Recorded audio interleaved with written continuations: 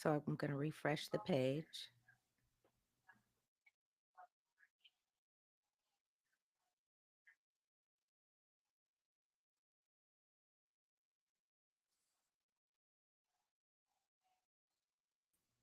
Okay. You see me? Yes, I do. Okay. So, oh, it says live already. I don't know. Okay. I think we're rolling. Okay. Welcome to the Falling for Learning podcast. I am TD Flenaugh. Today we have Russell Van Brocklen. Did I pronounce that correctly? Yes, you did. Thank you. Yes, he is known as the Dyslexic Professor. And he's going to talk to you about his own research and his own experience with dyslexia. All right. Well, thank you so much for joining us. Can you tell us, please, what made you fall in love with learning as a child or a youth? What was that thing? What made me fall in love with learning is in seventh grade, I literally had to go to a school board member across the street. Well, my parents did, and they forced me out of special education for history. And then the next year, I did no studying. I had a first grade reading and writing level in college, so I couldn't do it Mm, in middle school. And I just remembered everything that the teacher said. And he made us think for the first time. And I had perfect hundreds in all those tests and quizzes. I actually got the history award for eighth grade. all So right. that got me. And then I forced my way out of special ed for everything going into high school. Excellent. All right. So that experience, it sounds like it's more like, you were told you couldn't and you got you were put in this restricted area and you wanted to push past that. Yeah, I was in special ed. I graduated in 1992, and they didn't know what to do with us. They didn't have the first clue. And I was stuck with a bunch of low performing students they weren't going to go anywhere.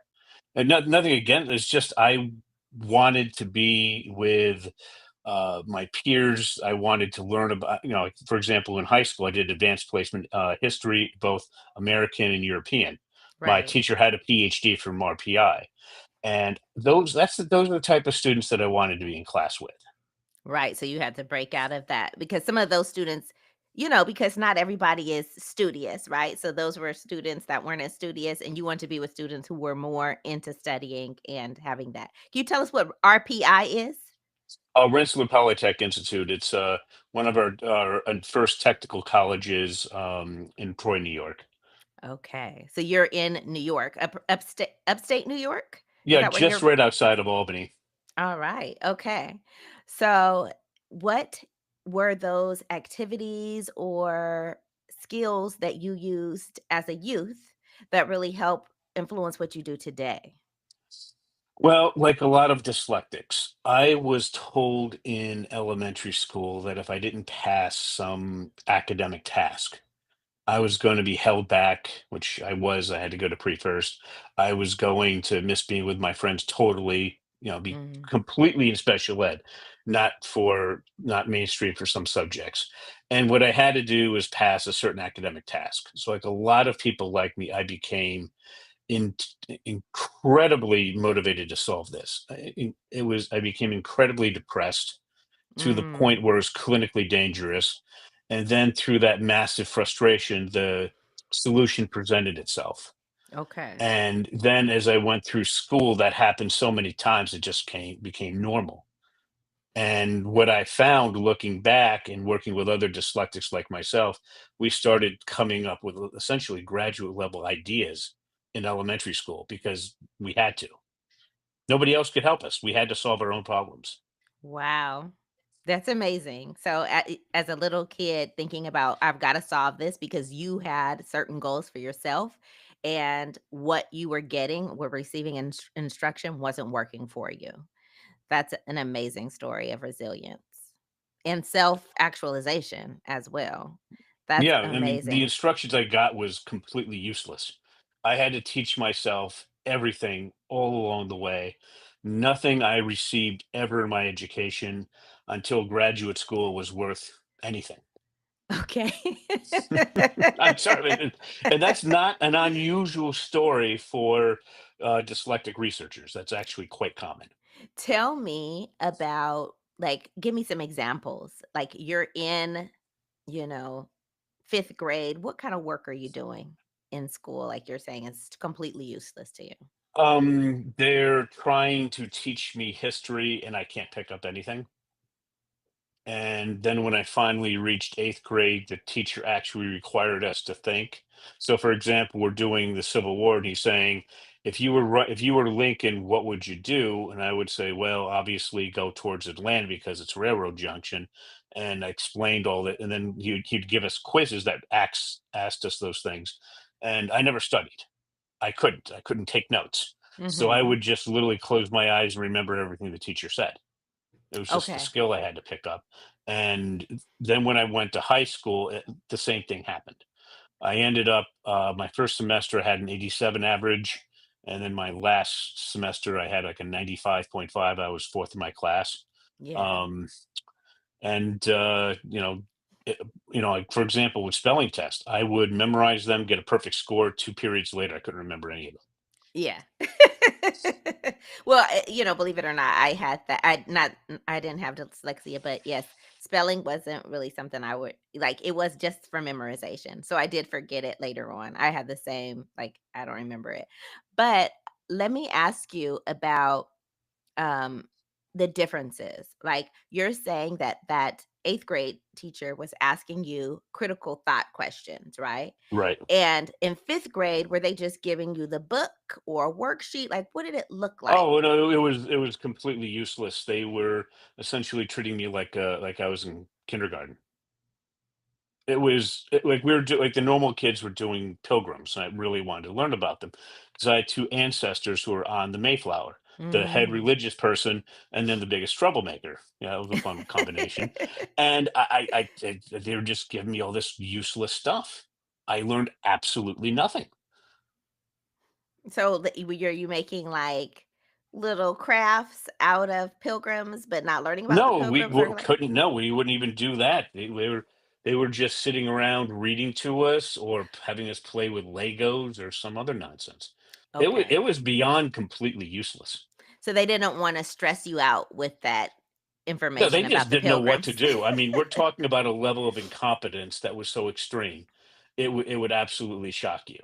Okay. All right. So when you're saying you were at 1st grade reading level, can you tell us something as a dyslexic person, like what, because what we hear Mhm. about, often hear about, which people are saying, well, the letters are floating or the letters are backwards or something. Like, what do you see or what were you seeing before you were able to remedy this issue? Well, to for me to remedy it, what I decided to do is, there's a little backstory. I entered in the late '90s. I entered the New York State Assembly internship program. I had a first grade Oh, reading and writing level, so they put me in the program and counsel's office with three administrative assistants, and I gave an oral presentation for my research. The only time in the history of the program they recommended 15 credits of A minus, the political science department at the State University of New York Center at Buffalo said, "We don't like these accommodations. So here's your 15 credits of F." So I decided to solve reading and writing and then to show everybody else. What's the most impossible thing to do? Law school. So after college, I audited contracts and property under a dyslexic professor. His name was Professor Warner. And I walk in. It's my second day. He calls on me, and most of the time you're blubbering bozo at that point because you just don't know anything. Everything changed for me. Everything lined up and organized. So what happened is he was going. We were polite, but we were fiercely going back to each forth in between each other. I knew what he was going to say 3 moves ahead of time, so he knew the same with me. After okay. 15 minutes, he said, "You couldn't be any more correct. I have to move on to the next case in the interest of time." Then I started taking the quizzes in property. We're supposed to think for 3 to 5 minutes because Mhm. they're really trying to fool you very slightly. I didn't think for 3 to 5 seconds. I did it instantaneously, and I had perfect scores. Wow. Okay, and then I learned to write within the next couple of years. So what I found, just so everybody knows what's going on, this is the book in my field, Images from Yale. Overcoming dyslexia. Okay. Yes, Who's the this author? is the author's name is Dr. Sally Shaywitz. Okay. Wonderful. We're Okay. going to put that in the show notes. There's dyslexia. Do you see the back part of my brain has almost no neural activity, but the gen ed brain's going crazy? Mm, Now, do you see the front part of the dyslexic brain's about 2.5 times overactive? okay. Okay. So what I initially did is I said, okay, let's just solve the writing because you have to learn to read to write. So let's just solve the writing. And I picked Right. the graduate records exam, analytical writing test. It's the most popular writing test for going into graduate school. Gave it to, it was funded by the New York State Senate for multiple years. We took the most motivated and intelligent high school juniors and seniors. All right. They had middle school writing skills. We had their best teacher at Averill Park Central School District. Her name was Susan Ford. One class period A for the school year. We did articulation followed by word analysis, very limited amount, just like the brain scan said from Yale. And the kids went from middle school to average range of entering graduate students. All graduated from college, no accommodations, GPAs of 2.5 to 3.6. We Mm, were literally 3x as effective as Landmark College, the best dyslexic college at the time, for less than 1/10 of the cost. wow. And well, then I presented in New York City, and I thought I did something amazing. I thought I was done. I was wrong. Okay. What they wanted was, how do we drop this to typical students? I said, okay. First of all, what I had to do at the bottom, and this is now part three, we had to switch articulation followed by word analysis to word analysis followed by articulation. So Okay. just to show you how powerful that is, have you ever met an elementary student who, this is a direct quote from one of the teachers I trained in New York City. She said, my students are writing apparently randomly placed misspelled words. I don't even know where to begin. Sound familiar? Yeah. Okay. Here's how we fix that: word analysis followed by articulation. 2.5 times the neural activity. Let's use it. So I want you to tell me about one of the students, change their name to protect their identity. All right. What's the name of the student who's writing randomly placed misspelled words? What? You want me to I'm guess asking. then? No, no. You've worked with kids like this. Think of a student who's writing randomly placed misspelled words and change their first name to protect their identity. Okay, Dennis. Dennis. What is Dennis' speciality? What's his area of extreme interest and ability? um, he loves video games. Video games. Okay. So what we do is we have you type out hero plus sign. What are we talking about? Dennis copies it. It's a copying default writing strategy. Professor James Collins strategies for struggling writers. Then we switch hero for Dennis. Dennis plus sign. What are we talking about? Dennis plus sign video games. See how we Mhm. got there? Yeah. Now, 90% of the times when I teach this at major dyslexia conferences, the teachers get this wrong because they don't follow what I'm asking exactly. It's very simple, but you have to follow it exactly. Do you think I can Okay. fool you? Possibly, I don't know. Okay, so let's see. Here's my question. We got Dennis plus sign video games. We got to replace the plus sign with a word to make it a proper 3-word sentence. Here's my question. Does Dennis like or dislike video games? I would say dislike. Well, you said, I asked you what his favorite thing was, and you said, Oh, he likes video games, but I'm saying I would put dislike just to irritate him. okay. So you're gonna put this. Okay, so go ahead and give me the 3-word sentence. Dennis dislikes video games. But that's not what I asked. I asked, does Dennis like or dislike? All right. And if I asked Dennis, he would say dislike. As an educated person, you automatically added the S. Dennis doesn't know Oh, how to add the S. okay. So So Dennis now I'm disliked sure, video game. Okay. right. So now, how do we get Dennis to add the S? Now, I'm sure you're aware of like Orton Gillingham, multi-century structured literacy, Yes, of and all the, course. yeah. I'm trying to say that is way too costly.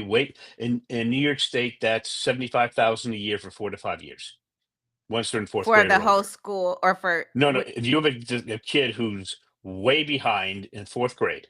Uh-huh. It's typically a private school like that for 4 to 5 years at 75,000 a year. I see. I'm going to show parents how they can do this at home. Okay. My one assumption is that Dennis speaks proper English. That's one assumption I had to make. I see. Okay, so what we're going to do is I would ask Dennis, do you like or dislike? Well, you're going to throw in, you're going to say, Dennis, you have to put in dislike, and he's going to pout. Dennis dislike video games. Okay. Then I asked Dennis, read that out loud. Does that sound generally correct? He's going to say no. Then I'm going to say fix it. Dennis dislikes video games. Mm-hmm. So just by asking, does it sound generally correct? No, fix it. That corrects those horrific grammar mistakes that gen ed teachers don't even know what to do. That Mm-hmm. fixes that. We do that with 10 likes and 10 dislikes until the student has it down. That Okay. is a form of word analysis. Then we go because, reason one. Everything after because is articulation. The So front they part of the speak it dyslexia. out, right? That's what you mean by Right, articulation. Just so make sure people can follow. You're talking about just talk right, it out. Mm-hmm. right. But here's again, I'm going back to this. The front part of the brain, two and a Yes. half times, word analysis followed by articulation. This is how we use it. Okay. So then we have the students do that 10 likes and 10 dislikes. Now, what you're going to find is they're going to start making a lot of spelling mistakes. How do we fix that? What we tell the student is that before you put a period down, you can ask any question.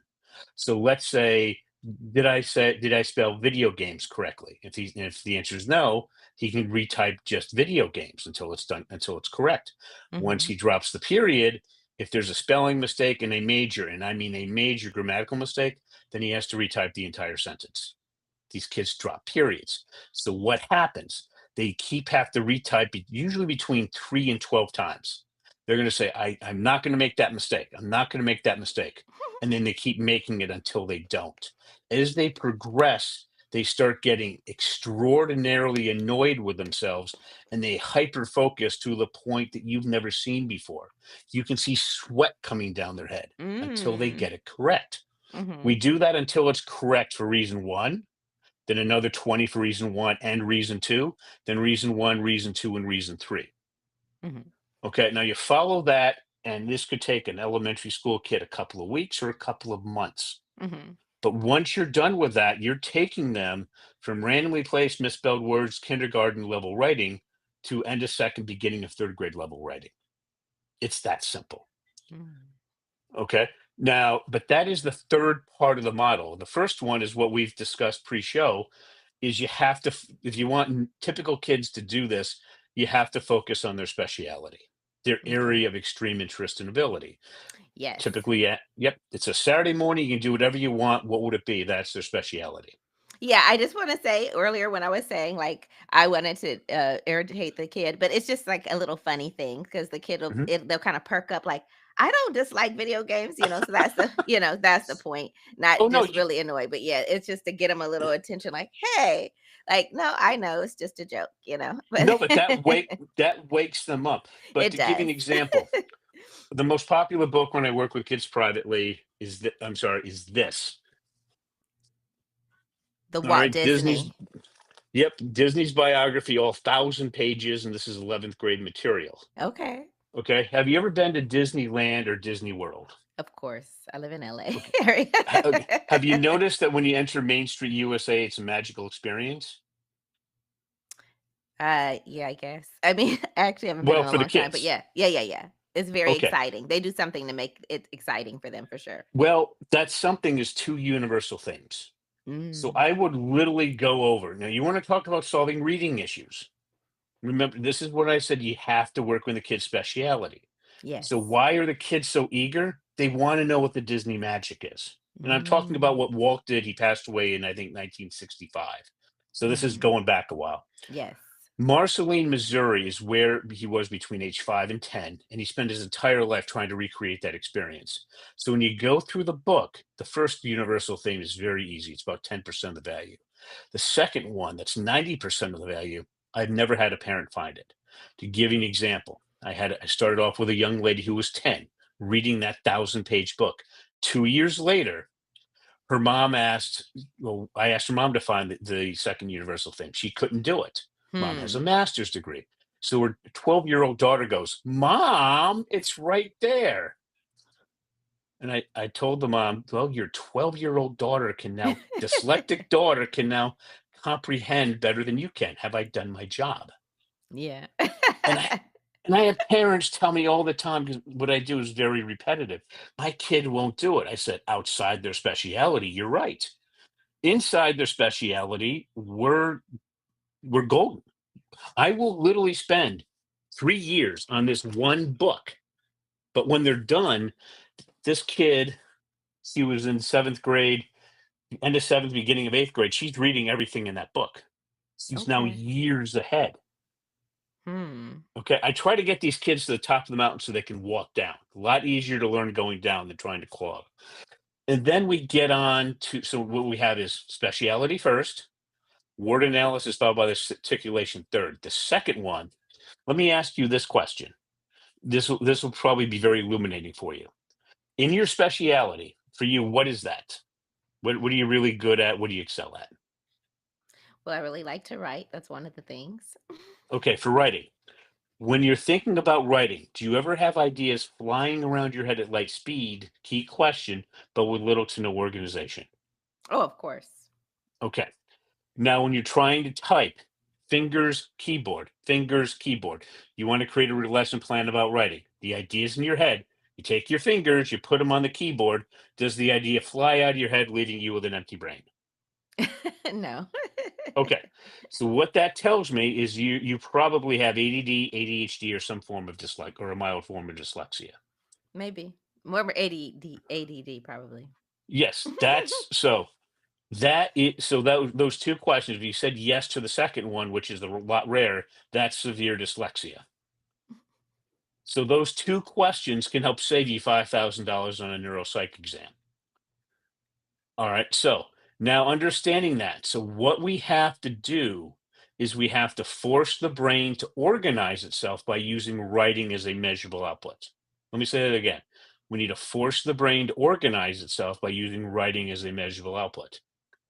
That's why if we ask a dyslexic or ADD or ADHD kid a question like, what effect did Martin Luther King's famous I Have a Dream speech have in the 1960s civil rights movement? Mhm. It's like trying to grab fog. We have nothing to latch onto. But if we go from the specific to the general, what personally compelled Martin Luther King to want to give his famous speech? Well, we go Mhm. to his biography, we find out, and that provides a natural second question, which then has another question, which then forces us to write in a linear manner. Hmm. And once our Okay. brain organizes itself, reading, writing, spelling, a lot of it self corrects. Yeah.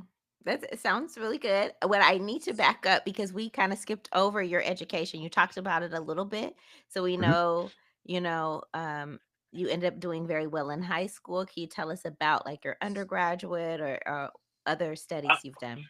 I ended up wanting to be an engineer. My uncle graduated top of his class from Clarkson, did all the cool stuff from 65 to 95 in for NASA as a subcontractor. And I Mm. failed Calc 1 and 2 7 times.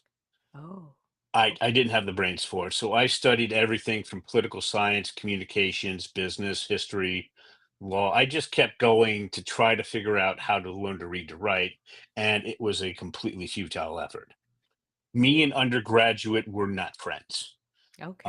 I finished up with neurological communications, and then I went on to graduate school. I studied law. I completed most of a master's in business administration.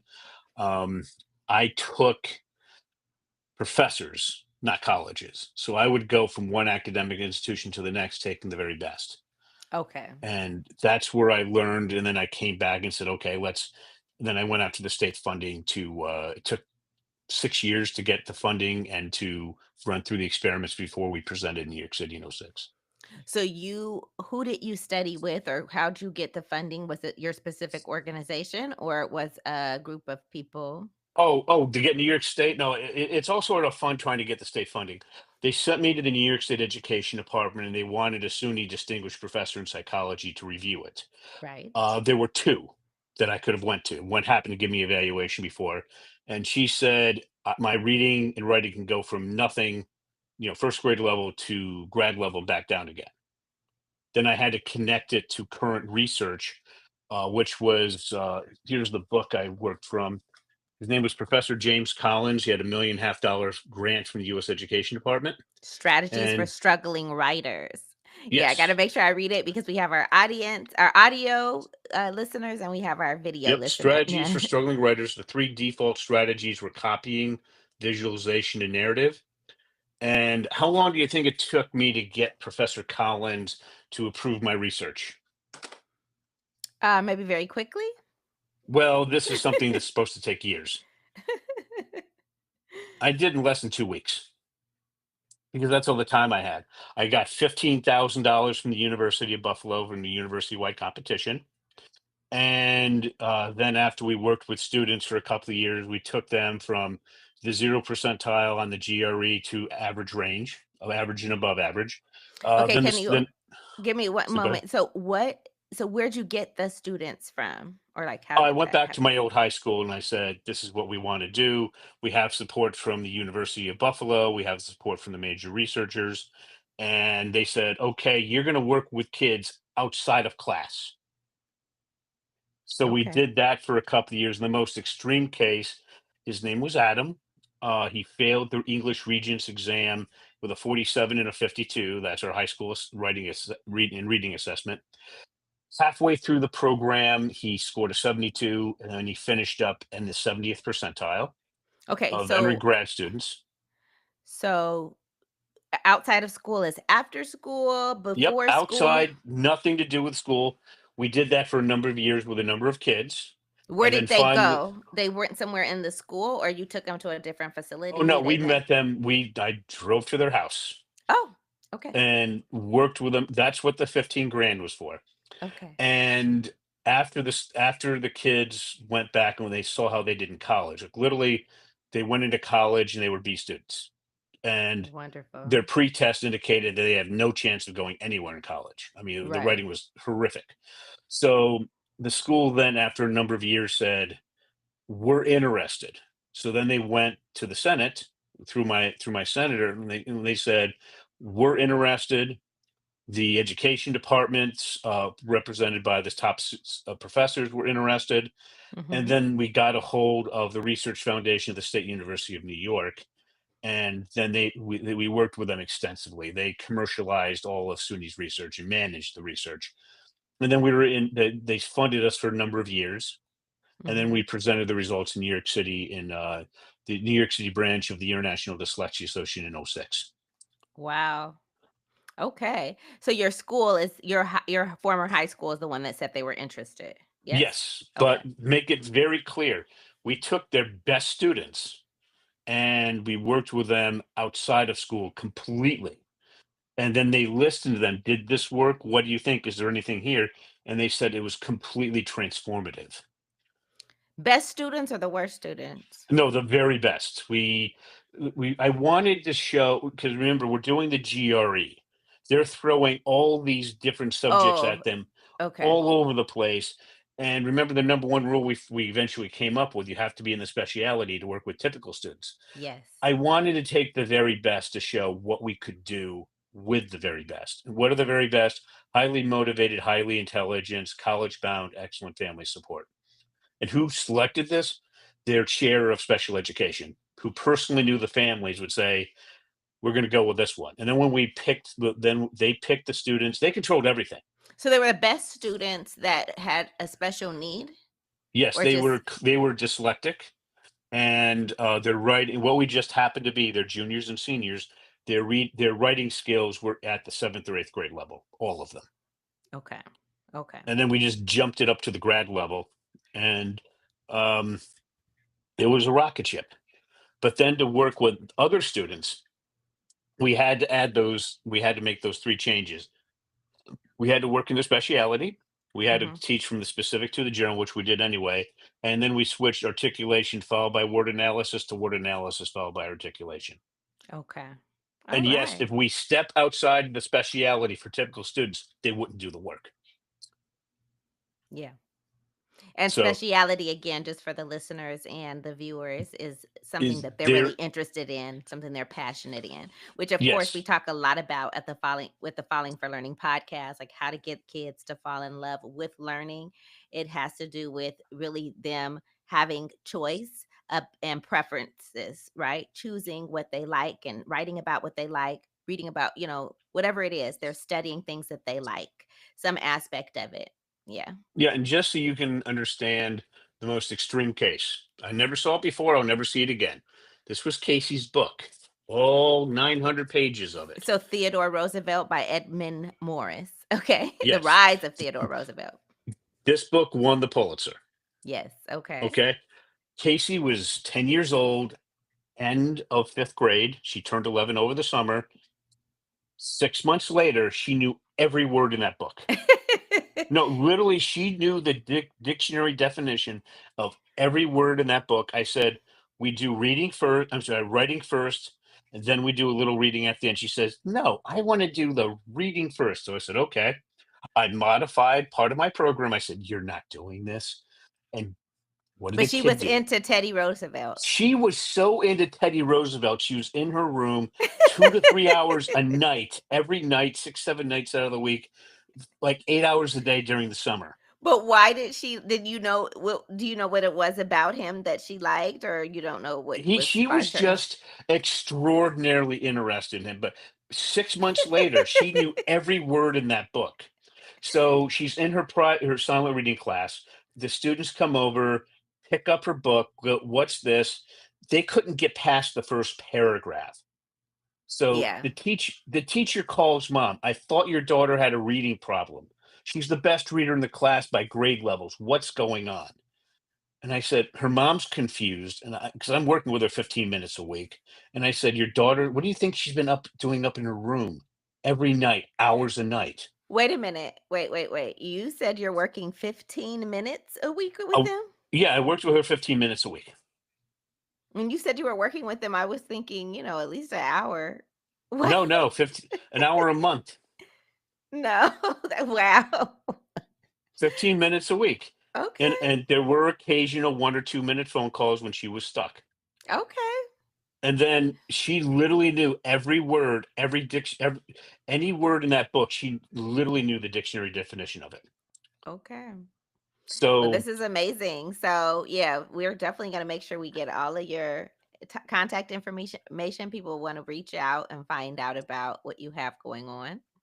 well, the easiest way to contact me is just go to Dyslexia Classes. Again, that's with an S, dyslexiaclasses.com. There's a contact me form. Just fill it out. I get right back to you. All right. Okay. And you are known as the dyslexic professor, right? Right. That's your okay. And you have a book you're working on coming out Yeah, the soon. book we're working on is where we're going to show parents how to take their kids from wherever they are writing through context and problem based on the craft of research, which is designed for PhD students. And at the end of that, that should give them the writing skills to get past middle and high school. And we're Okay. showing parents of highly motivated, highly intelligent kids with excellent family support, regardless if they're dyslexic, ADD, or Gen Ed kids. We're looking for 100 parents to go through that. The price tag is you have to write handwritten letters to New York State elected officials. We meet once a week over a web for a webinar until you're finished. Why am I doing this? Because my state found out they can't afford how to solve kids using traditional methods. So we're showing them how to do it this way. Wow. So New York is not have the money for it. Well, just so you know that, I'm based in California and we have a new law that Mhm. all kindergarten through second grade students have to be pre-screened for dyslexia.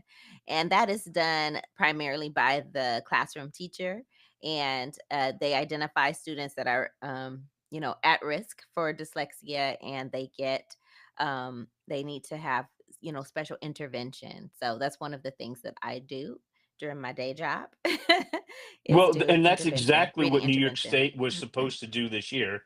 And then we got two reasons why not. We can't afford it, and it's too much to put on the educators because Wow. they just dumped all this other stuff on the educators. I see. So, that's it's good. So even if people, listeners, and our viewers, even if you don't need these services, right? You don't have a child that's dyslexic, but it may be important for you to write to your state senator to let them know that you want some type of support for kids that are dyslexic, because we know when students are not successful in school, it is, very easy for them to fall into a life of, crime and all kinds of things when they're not really, able to overcome, illiteracy. Yes. And what I'm showing them with a craft of research, context, problem, solution, we're showing context and problem. Professors want students to have these skills before they come to college. Rarely Yes. do they have them even in graduate school. And when we do solution, just to give you an example, imagine you have 20 students who are writing on Romeo and Juliet. The Right. teacher's been teaching it for 20 years.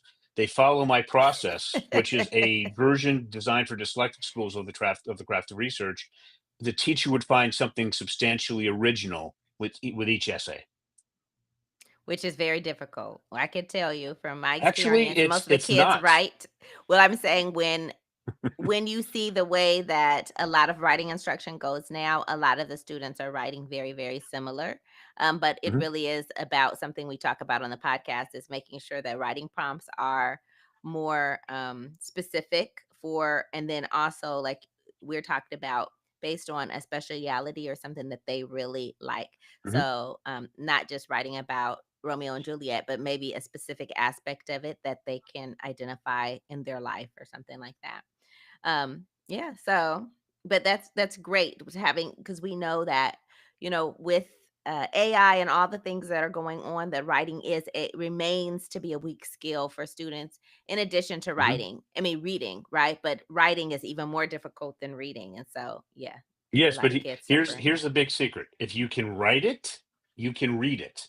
Yeah, of course. And we integrate artificial intelligence, but only really after they've learned to write really at the advanced middle school level. Mhm. But essentially, what we did is we took the craft of research, which again was designed for PhD students doing advanced research, and we dropped context to elementary school, problem to middle school, and solution to high school.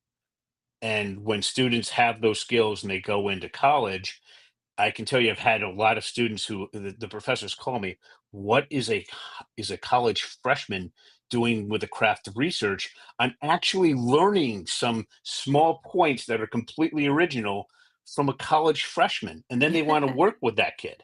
Yeah. And I said, "Well, they've been working on it for a couple of years, and they now know how to do it reasonably well." So, it is literally that important when they get out into the real world and everything's going AI now. They don't need to know about how to prompt engineer. Learning the craft of research, I show you how to prompt engineer your brain, and just by following it, you can Mhm. produce really good answers, even if you know nothing about it. Because dyslexics will go back and forth until they figure out context and problem and solution. They produce 5 paragraph essays, and their boss goes, "I can actually use this," from a new hire who's an undergrad, Yeah. and they just, they love it. Well, we thank you so much for joining us today on the Falling for Learning podcast. You've given us so many nuggets of, valuable information, lots of information about the research behind dyslexia, and some strategies to engage children in getting on track for learning and staying on track for success. So we really appreciate you. Well, thanks for having me on. Are there any last kind of messages you want to give for parents out there that are maybe struggling with students that have dyslexia? Just again, follow the basic model. Focus on a book with an audiobook that they're really interested in their speciality. Teach them from the specific to the general and do word analysis followed by articulation. You do that, you'll be fine. Wonderful. And thank you again for joining us, audience. Please give us a follow, a like. And we want to make sure that you do something today that gives your child the competitive advantage. Thank you and see you next time. Thanks for having me on.